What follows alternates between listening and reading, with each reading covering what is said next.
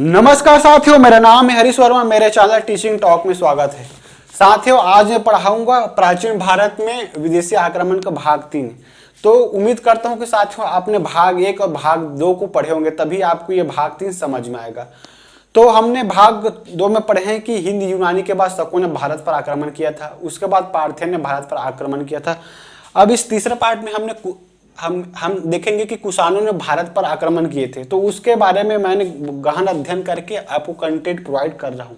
ठीक है, यहाँ से साथियों प्रश्न बनने का बहुत ज़्यादा प्रबल चांस है, क्योंकि ये बहुत ही ज़्यादा इम्पोर्टेंट वंश है कुषाण वंश। इसी कारण मैंने एक ही एपिसोड में बनाने का फैसला लिया था, इसको बहुत डिटेल पढ़ाऊंगा करके। ठीक है, तो सबसे पहले कंटेंट तो यही रहेगा कि पार्थियनों के पश्चात कुषाण वंश ने भारत पर आक्रमण करके कुषाण वंश की स्थापना की। ये कुषाण वंश है क्या? दरअसल जब भारत पर आक्रमण किए ना, तो एक यूची नामक कबीले ने भारत पर आक्रमण किए थे। ठीक है, तो इस कबीले का 5 कुल थे। ठीक है, 5 कुल में से एक कुल का नाम था कुषाण। ठीक है, तो हम उसी के बारे में पढ़ेंगे, क्योंकि कुषाणों ने ही भारत पर मतलब लंबे समय तक शासन किया। जो बाकी 4 वंश थे ना, यूचू नामक कबीले में टोटल पांच कुल था। ठीक है, तो 5 कुल में से एक कुल का नाम था कुषाण वंश। ठीक है, कुषाण, तो इसी के बारे में हम पढ़ेंगे। बाकी 4 के बारे में नहीं पढ़ेंगे, क्योंकि वो लंबे समय तक भारत में शासन नहीं किए। ठीक है, तो साथियों यहाँ से क्या स्पष्ट निकलता है कि पार्थियन के बाद कुषाण वंश ने लंबे समय तक भारत पर शासन किए। ये साथियों कुषाण वंश दरअसल यूचू नामक कबीले के 5 कुलों में से एक कुल है। ठीक है, जहां तक अब हम इसके साम्राज्य के बारे में देखते हैं। इनका साम्राज्य अमुदरिया, जो उत्तर में अमुदरिया से लेकर दक्षिण में गंगा नदी तक है। ठीक है, गंगा नदी तक फैला हुआ था। अमुदरिया साथियों दरअसल तजाकिस्तान, इधर तजाकिस्तान है और इधर कजाकिस्तान, ये दोनों के मध्य है अमुदरिया। ठीक है, गंगा नदी तो आप जान रहे हो ना, उत्तर भारत में है, तो वहां से यहाँ तक फैला हुआ था। आप सोच सकते हो कितना विस्तृत था उस समय कुषाण वंश का साम्राज्य। और साथियों पूर्व में वाराणसी से लेकर, उत्तर प्रदेश से लेकर पश्चिम में खुरासन दरअसल ईरान के उत्तर पूर्वी क्षेत्र है। ठीक है, तो यहाँ तक ये विस्तृत था। कहने का मतलब यह है कि कुषाण वंश अमुदरिया उत्तर में और दक्षिण में गंगा नदी तक, पूर्व में वाराणसी से लेकर पश्चिम में खुरासन तक ये फैला हुआ था। काफी विस्तृत साम्राज्य हमें देखने को मिलता है कुषाण वंश का। साथियों सबसे पहले सोने का सिक्का हिंद यूनानी ने जारी किया था। ठीक है, अब कुषाण ने सबसे शुद्ध सोने के सिक्के जारी किए। ठीक है, सबसे पहले सोने का सिक्का हिंद यूनानी ने जारी किया, और सबसे शुद्ध तो आएगा कुषाणों ने ही जारी किया था। और आपसे अगर पूछा जाए कि सबसे ज्यादा मात्रा में सोने के सिक्का, तो आएगा गुप्त काल। ठीक है, तो सबसे शुद्ध सोने का सिक्का कुषाण वंश ने ही जारी किया था। साथियों मथुरा में ना सिक्के, अभिलेख और मूर्तियां मिली है कुषाण वंश से संबंधित। ठीक है, तो इसके अंतर्गत हमें 2 राजधानी देखने को मिलता है इस वंश के अंतर्गत। तो पहला राजधानी है साथियों पुरुषपुर, इसको वर्तमान में हम पेशावर के नाम से जानते हैं, ये वर्तमान पाकिस्तान में है। ठीक है, दूसरा राजधानी थी साथियों मथुरा, जो वर्तमान उत्तर प्रदेश में है भारत का। ठीक है, उसके बाद देखेंगे साथियों इनमें 3 महत्वपूर्ण शासक हुए। पहला शासक क्या हुए?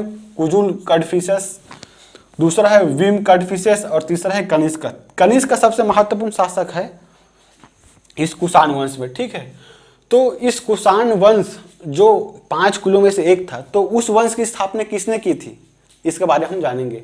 तो साथियों कुजुल कड़फिसेस के बारे में कुछ कंटेंट देखते हैं, आइए। ठीक है, तो कुषाण वंश का संस्थापक था कुजुल कड़फिसेस। ठीक है, तो कुजुल कड़फिसेस ने कुषाण वंश की स्थापना की। इन्होंने एक उपाधि धारण की थी, महाराज अधिराज। ठीक, महाराज अधिराज का मतलब क्या होता है? राजाओं में जो श्रेष्ठ होता है ना, उसे इस उपाधि से नवाजा जाता है। तो महाराज अधिराज के नाम से कुजुल कड़फिसेस को जाना जाता है। इन्होंने कुषाण वंश की स्थापना करी। साथियों इन्होंने रोमन सिक्के की नकल करके तांबे के सिक्के चलाए। ठीक है, तो इन्होंने तांबे के सिक्के चलाए। इसको ना कई एग्जाम में पूछा जा चुका है, तो 3-4 ऑप्शन मिलेगा आपको, तो आपको कुजुल कड़फिसेस टिक करना है। ठीक है, उसके बाद साथियों दूसरे जो शासक हुए विम कड़फिसेस। तो साथियों अभी हमने देखे कि कुजुल कटफिशेस ने तांबे के सिक्के चलाए थे, तो वहीं पास विम कटफिशेस ने सोने के सिक्के चलाए। ठीक है, ये सोने के सिक्के चलाए विम कटफिशेस। तो साथियों इस सोने के सिक्के के एक और ना यूनानी लिपि थी, ठीक है, और दूसरी ओर खरोष्टी लिपि। ठीक है, दो पहलू होता है ना, दो पहलू सोने सिक्के का। तो एक और यूनानी लिपि थी और दूसरी ओर खरोष्टी लिपि। साथियों इस सोने के सिक्के में ना शिव, नंदी और त्रिशूल का चित्र बना हुआ था।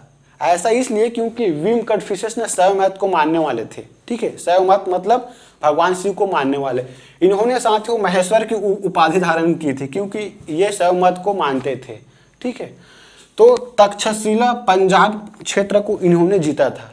अभी मैं आपको बताया ना, खुरासन, वाराणसी, अमुदरिया, गंगा, ये काफी विस्तृत साम्राज्य देखने को हमें मिलता है। तो इसकी शुरुआत कुजुल कटफिशेस करते हैं और तक्षशिला पंजाब को जीतकर विम कटफिशेस ने काफी विस्तृत साम्राज्य बना दिया था कुषाण वंश को। ठीक है, तो अब हम महत्वपूर्ण राजा शासक कनिष्क के बारे में देखते हैं। साथियों कनिष्क के बारे में 4 कंटेंट हम यहाँ पर देखेंगे जो परीक्षा उपयोगी है। ठीक है, साथियों कश्मीर में कनिष्कपुर नगर बसाया और तक्षशिला में भी एक और नगर बसाया। ठीक है, तो इन्होंने कश्मीर में अपने नाम से कनिष्कपुर शहर बसाया और तक्षशिला में भी एक नगर बसाया था।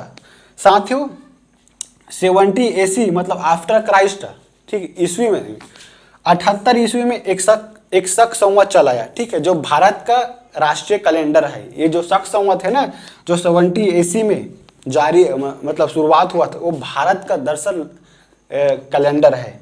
ठीक है, साथियों तीसरा कंटेंट क्या देखने को मिलता है, इन्होंने बौद्ध धर्म का संरक्षण किया अपने कार्यकाल में और उन्हें आगे बढ़ने के लिए काफी प्रोत्साहन भी दिया।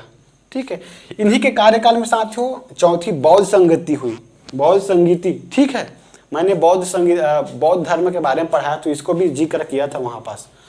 तो साथियों कनिष्क के समय में 4 रत्न थे। 4 रत्न का मतलब होता है 4 अलग अलग क्षेत्र में कार्य करने वाले व्यक्ति थे।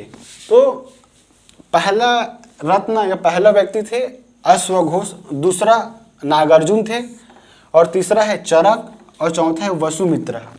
ठीक है, तो अश्वघोष दरअसल साहित्यकार थे जो कनिष्क के दरबार में रहते थे। साथियों इसमें इन्होंने बुद्ध चरित्र और सौंदर्यानंद और सूत्र अलंकार ये 3 रचना की थी। तो पहला रचना क्या था, बुद्ध चरित्र, दूसरा सौंदर्यानंद और तीसरा सूत्र अलंकार। आप इसको अच्छे से याद कर लीजिए। ठीक है, एग्जाम में आने ही वाला है ये।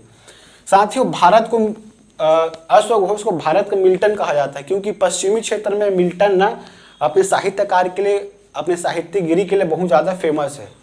ठीक है, तो अश्वघोष ने 3 रचना की थी, बुद्ध चरित्र, सौंदर्यानंद और सूत्र अलंकार। इसे भारत का मिल्टन भी कहा जाता है। साथियों दूसरा जो रत्न थे, दूसरा वो थे वैज्ञानिक जिनका नाम था नागार्जुन।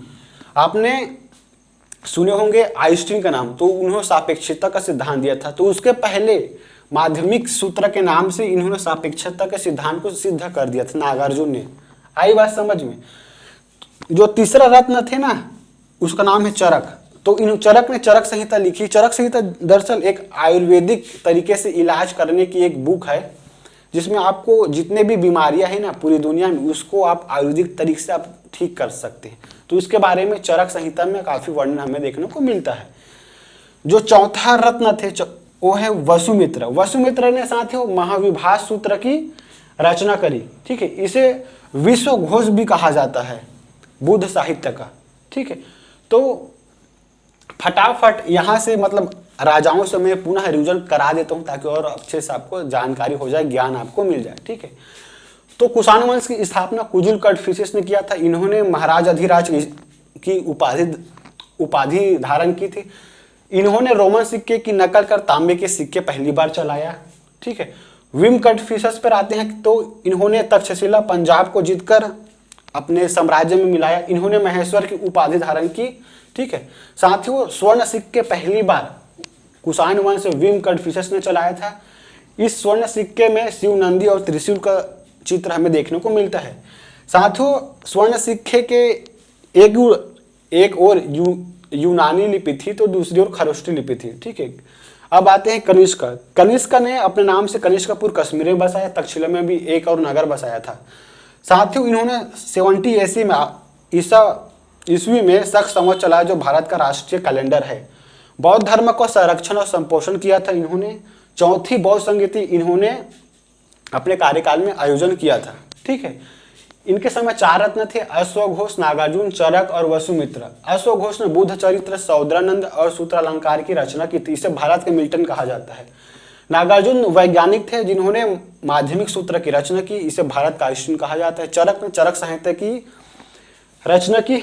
चरक संहिता दरअसल आयुर्वेदिक तरीके से उपचार की एक पद्धति है जिसको आप पढ़कर आप खुद ही उपचार कर सकते हैं। ठीक है, वसुमित्र ने महाविभाष सूत्र की रचना की थी। इसे विश्व घोष कहा जाता है। साथियों अगर यह मेरा छोटा सा जानकारी आपको समझ में आ रहा है तो प्लीज सब्सक्राइब करना, मेरे चैनल को लाइक करना और शेयर करना। जय श्री राम साथियों।